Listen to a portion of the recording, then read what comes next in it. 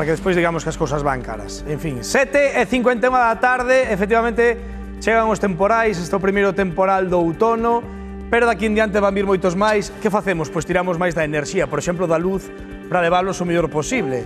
E Yaiza, me cachi na mar, porque parece ser que non temos boas novas con respecto ao prezo da luz nos próximos meses. Que pasou, muller? Pois segundo a OCU... Ou que pasará? Ou que pasará. Sí. Segundo a OCU está estimado que ahora de cara a este último trimestre do ano a factura da luz suba un 12%, o que se traduce nunha media máis ou menos de 9 euros máis cara con respecto á mesma factura do ano pasado. E claro, non sei que pasa que chega esta época do ano e xa sexa pola inflación, pola alta demanda ou os conflitos internacionais, sí que é verdade que sempre nos sobe o prezo na factura da luz e vai, anotámolo ben no peto. Si, Yaiza, o que pasa é que nos podemos pensar o mellor, non? Que no inverno, con isto de quentarnos co frío que vai, consumimos máis, pero se botamos así a ollada ao que pasou este verán, ca calor que fixo, igual tamén exprimimos demais os aires acondicionados, entón xa nos entran as dúbidas de en que época do ano consumimos máis, verán ou inverno. Pois ías ben ao principio. Sí que é verdade que no brao tamén lle tiramos ben aí da electricidade, sobre todo co tema dos aires acondicionados. Pero hai outro factor, e é que temos máis horas de luz. Agora no inverno tiramos da calefacción, pero tamén prendemos a luz antes porque se fai de noite antes. Así que, como onte foi o Día Mundial do Aforro de Enerxía, imos dar uns truquiños para que se note aí no peto a hora de pagala, non? Para que sexa a ver se lle podemos rebaixar algúns euriños. Mirade, por un lado é importante a temperatura que marcamos nos termostatos, porque nós damos aí grados e grados, pero que realmente se lle baixamos 1 ou 2 grados imolo notar na factura da luz.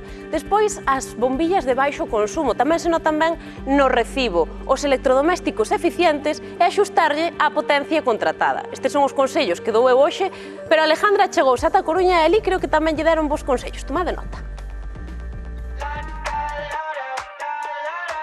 Estábamos a piques de entrar xa na tempada de baixas temperaturas. Que lle temos máis medo?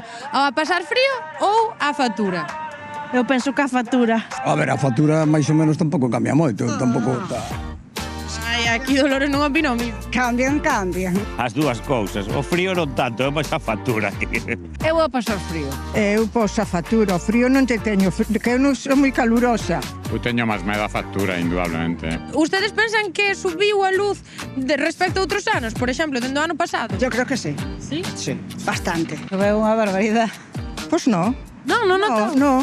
De 50 e algo a 60 e algo, pues subiu, Algo 70. Botalle un 30% ou 40%. Recibí hace unos días una notificación de la empresa eléctrica que me subía la factura como un 20 o un 30%. Non é a luz, é todos os impuestos que veñen ca luz. É o único que miro é, chegounos este mes, pois xa está. Se por o mes que ven nos chega, tiramos para diante, que xa temos moita edad.